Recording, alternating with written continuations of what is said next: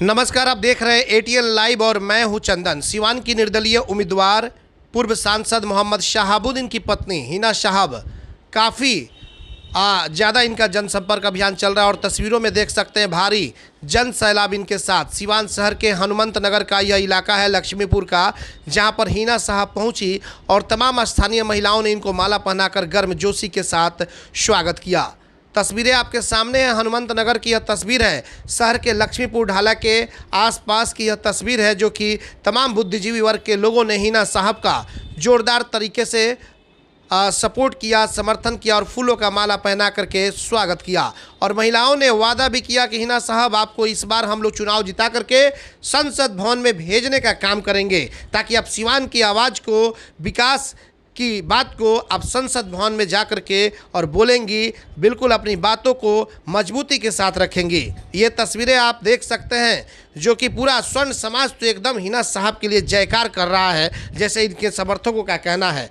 तो बिल्कुल आप तस्वीरों में देख सकते हैं सिवान के लक्ष्मीपुर और हनुमंत नगर की यह तस्वीर। हिना साहब के लिए लोग एकदम जयकार लगाने लगे हैं। अर्जुन यादव, ये तमाम लोग हिना साहब के लिए तस्वीरें आपके सामने। हनुमंत नगर की यह तस्वीर है, लक्ष्मीपुर इलाके की तस्वीर है, जहां पर हिना साहब को जोरदार तरीके से समर्थन मिल रहा है। और आने वाले समय में हिना साहब के समर्थकों का कहना है कि हिना साहब ज़्यादा मतों के अंतराल से इस बार सांसद बनने जा रही हैं सिवान की। और जैसे ही सांसद बनेगी तो जिस तरीके से विकास पुरुष थे मोहम्मद शहाबुद्दीन साहब, उनके जो अधूरे सपने हैं, उस अधूरे सपनों को ये पूरा करेंगी। एटीएन लाइव के लिए आशीष कुमार गोलू के साथ चंदन कुमार, सिवान।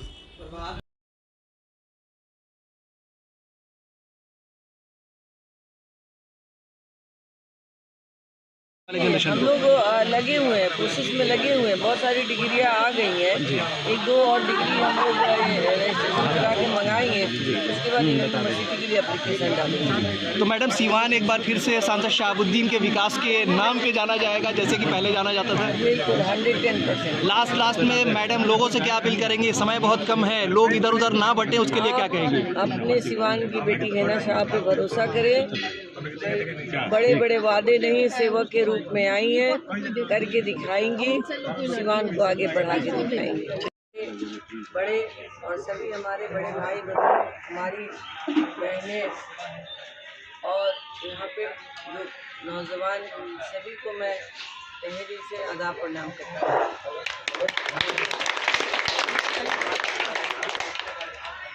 हम लोग चुनाव में निकले हुए हैं। चुनावी दौरे में हम लोग निर्दलीय प्रत्याशी हैं। निर्दलीय प्रत्याशी का मतलब है कि सबका जन जन का सहयोग और ना कोई दल है, दिल से हम लोग जुड़े हुए हैं। दिल से जुड़े रहने का मतलब है कि ना जात ना धर्म कोई नहीं, सबसे मानवता को लेकर आगे आए हैं।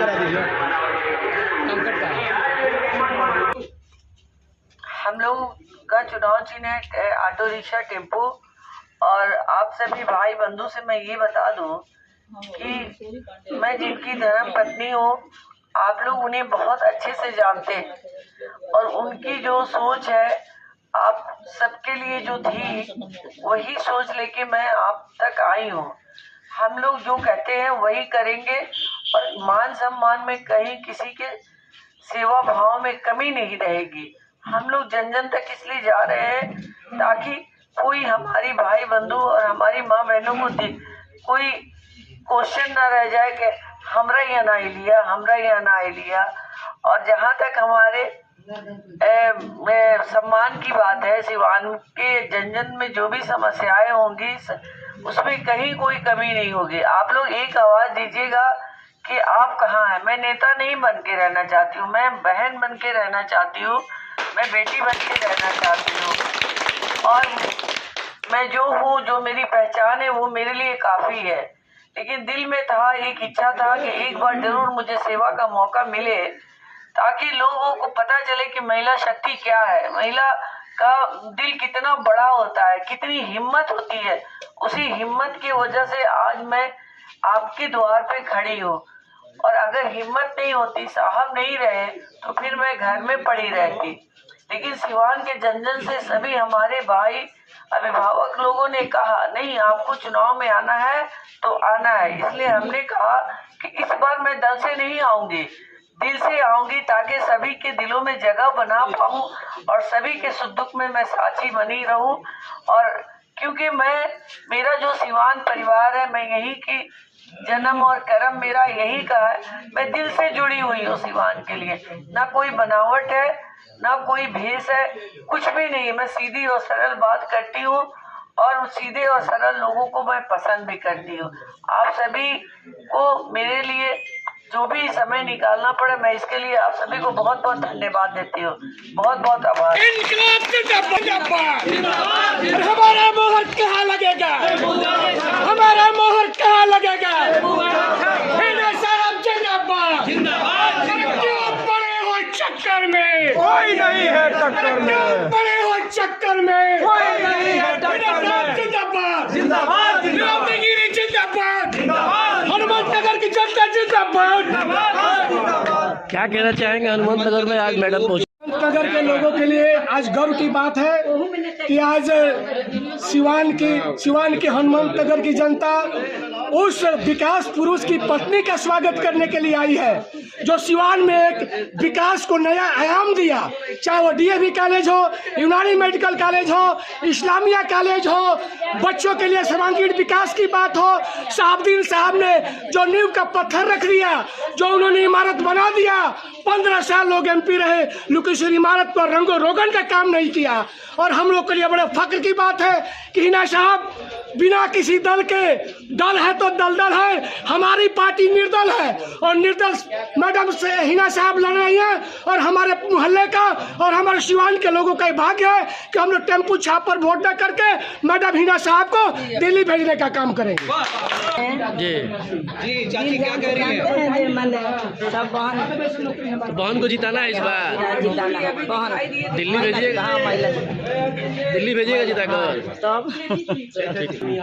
सब लोग मन बना लिया है इस बार हिना मैडम को भारी बहुमत से जिता देना है। सोचे हैं कि हिना साहब को ही जिताएंगे, खूल के दिल से आएंगे।